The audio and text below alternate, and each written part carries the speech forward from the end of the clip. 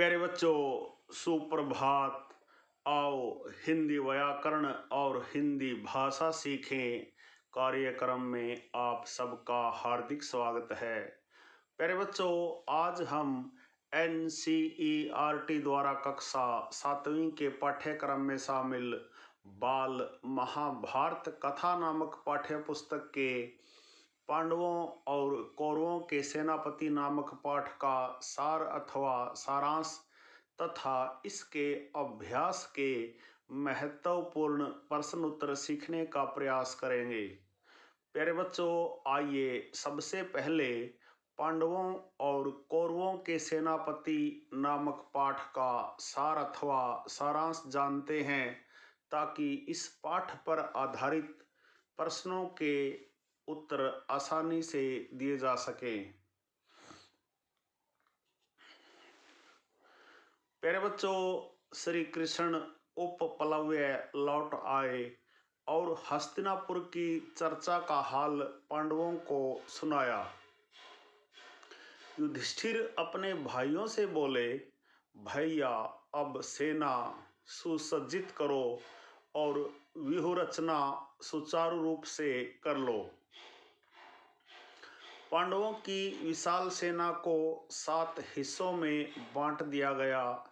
द्रुपद, विराट, धृष्टद्युम्न, शिखंडी, सात्यकी, चेकितान, भीमसेन आदि 7 महारथी इन 7 दलों के नायक बने। अब प्रश्न उठा कि सेनापति किसे बनाया जाए। सबकी राय ली गई। अंत में युधिष्ठिर ने कहा, सबने जिन जिन वीरों के नाम लिए हैं वे सभी सेनापति बनने के योग्य हैं, किंतु अर्जुन की राय मुझे हर दृष्टि से ठीक प्रतीत होती है। मैं उसी का समर्थन करता हूँ। धृष्टद्युम्न को ही सारी सेना का नायक बनाया जाए। वीर कुमार धृष्टद्युम्न को पांडवों की सेना का नायक बनाया गया और उसका विधिवत अभिषेक किया गया। अपने कोलाहल से दिशाओं को गुंजाती हुई पांडवों की सेना मैदान में आ पहुंची। प्यारे बच्चों, उधर कौरवों की सेना के नायक थे भीष्म पितामह। भीष्म ने कहा, युद्ध का संचालन करके अपना ऋण अवश्य चुका दूंगा। लड़ाई की घोषणा करते समय मेरी सम्मति किसी ने नहीं ली थी। इसी कारण मैंने निश्चय कर लिया था कि जानबूझकर स्वयं आगे होकर पांडु पुत्रों का वध मैं नहीं करूंगा। कर्ण तुम लोगों का बहुत ही प्यारा है। शुरू से ही वह मेरा तथा मेरी सम्मतियों का विरोध करता आया है। अतः अच्छा हो कि अगर वह सेनापति बन जाए, इसमें मुझे कोई आपत्ति नहीं होगी। प्यारे बच्चों, कर्ण का उद्दंड व्यवहार भीष्म को सदा से ही बहुत खटकता रहता था। कर्ण ने भी हठ कर लिया था कि जब तक भीष्म जीवित रहेंगे तब तक वह युद्ध भूमि में प्रवेश नहीं करेगा।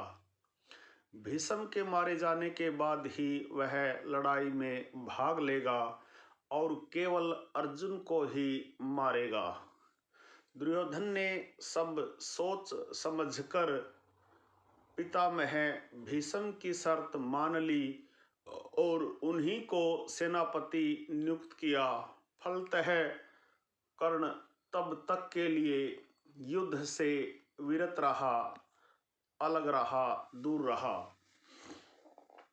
प्यारे बच्चों, यह था पांडवों और कौरवों के सेनापति नामक पाठ का सार अथवा सारांश। आशा है आपको अच्छी प्रकार से समझ में आया होगा। प्यारे बच्चों, आइए अब पांडवों और कौरवों के सेनापति नामक पाठ के अभ्यास के प्रश्न उत्तर सीखना प्रारंभ करते हैं। पहला प्रश्न देखिए, कौरवों की सेना के नायक कौन थे? प्यारे बच्चों, कौरवों की सेना के नायक भीष्म पितामह थे। किसे पांडवों की सेना का नायक बनाया गया? प्यारे बच्चों, वीर कुमार धृष्टद्युम्न को पांडवों की सेना का नायक बनाया गया। प्रश्न नंबर 3 देखिए, रुक्मी के अपमानित होने का कारण क्या था?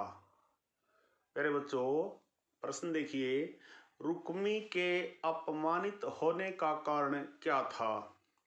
रुक्मी कर्तव्य से प्रेरित होकर नहीं, बल्कि अपनी प्रतिष्ठा बढ़ाने के उद्देश्य से कुरुक्षेत्र गया और अपमानित हुआ। प्रश्न नंबर 4, युद्ध के समय कौन कौन से राजा युद्ध में सम्मिलित नहीं हुए और तटस्थ रहे?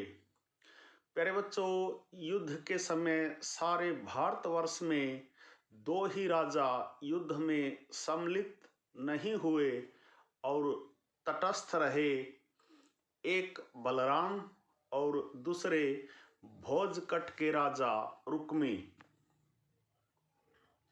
प्रश्न नंबर 5, पांडवों की विशाल सेना को कितने हिस्सों में बांटा गया? प्यारे बच्चों, पांडवों की विशाल सेना को 7 हिस्सों में बांटा गया। द्रुपद, विराट, धृष्टद्युम्न, शिखंडी, सात्यकी, चेकितान, भीमसेन आदि 7 महारथी इन 7 दलों के नायक बने। प्रश्न नंबर 6, युद्ध को लेकर कर्ण की क्या हठ थी? कर्ण की हठ थी कि जब तक भीष्म जीवित रहेंगे तब तक वह युद्ध भूमि में प्रवेश नहीं करेगा। भीष्म के मारे जाने के बाद ही वह लड़ाई में भाग लेगा और केवल अर्जुन को ही मारेगा। प्रश्न नंबर 7, कौरवों की सेना की व्यूह रचना देखकर युधिष्ठिर ने अर्जुन को क्या कहा? कौरवों की सेना की व्यूह रचना देखकर युधिष्ठिर ने अर्जुन को आज्ञा दी, एक जगह सब वीरों को इकट्ठे रहकर लड़ना होगा, अतः सेना को सूची मुख अर्थात सुई की नोक के समान व्यूह में सज्जित करो। प्रश्न नंबर 8, रुक्मी किस मनसा से पांडवों की सहायता के लिए गए? प्यारे बच्चों, प्रश्न नंबर 8 देखिए, रुक्मी किस मनसा से पांडवों की सहायता के लिए गए? कुरुक्षेत्र में होने वाले युद्ध के समाचार सुनकर रुक्मी ने सोचा कि यह अवसर वासुदेव की मित्रता प्राप्त करने के लिए ठीक होगा, इसलिए वह पांडवों के पास उनकी सहायता का प्रस्ताव लेकर गए। प्यारे बच्चों, इसका उत्तर एक बार फिर से देखिए, कुरुक्षेत्र में होने वाले युद्ध के समाचार सुनकर रुक्मी ने सोचा कि यह अवसर वासुदेव की मित्रता प्राप्त करने के लिए ठीक होगा, इसलिए वह पांडवों के पास उनकी सहायता का प्रस्ताव लेकर गए। प्रश्न नंबर 9, रुक्मी को अपमानित होकर भोजकट क्यों लौटना पड़ा? प्यारे बच्चों, कुरुक्षेत्र में होने वाले युद्ध के समाचार सुनकर रुक्मी ने सोचा कि यह अवसर वासुदेव की मित्रता प्राप्त कर लेने के लिए ठीक होगा, इसलिए वह पांडवों के पास उनकी सहायता का प्रस्ताव लेकर गए। इस पर अर्जुन ने रुक्मी से कहा, राजन, आप बिना शर्त के सहायता करना चाहते हैं तो आपका स्वागत है, नहीं तो आपकी जैसी इच्छा। यह सुनकर रुक्मी क्रोध में अपनी सेना लेकर दुर्योधन के पास गया और उसने कहा, पांडव मेरी मदद नहीं चाहते हैं, इस कारण मैं आपकी सहायता हेतु आया हूँ। परंतु दुर्योधन ने कहा, पांडवों ने जिसकी सहायता स्वीकार नहीं की, हमें उसकी सहायता स्वीकार करने की जरूरत नहीं है। इस प्रकार रुक्मी दोनों तरफ से अपमानित होकर भोजकट वापस लौट गए। प्यारे बच्चों, यह थे पांडवों और कौरवों के सेनापति नामक पाठ का सार अथवा सारांश तथा अभ्यास के प्रश्नोत्तर।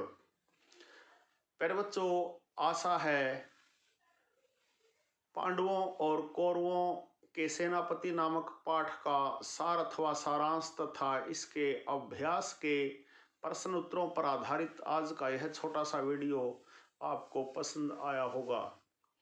प्यारे बच्चों, यदि आप वास्तव में गंभीरता के साथ हिंदी व्याकरण और हिंदी भाषा को सीखना चाहते हैं तो आपके अपने YouTube चैनल संगम टीवी हिंदी व्याकरण को सब्सक्राइब जरूर करें और वीडियो पर दिए बेल आइकन को जरूर दबाएं ताकि संगम टीवी हिंदी व्याकरण पर पढ़ाए जाने वाले पाठों का सबसे सरल और सटीक विश्लेषण YouTube पर अपलोड होते ही उसका नोटिफिकेशन सबसे पहले आपके पास पहुंचे।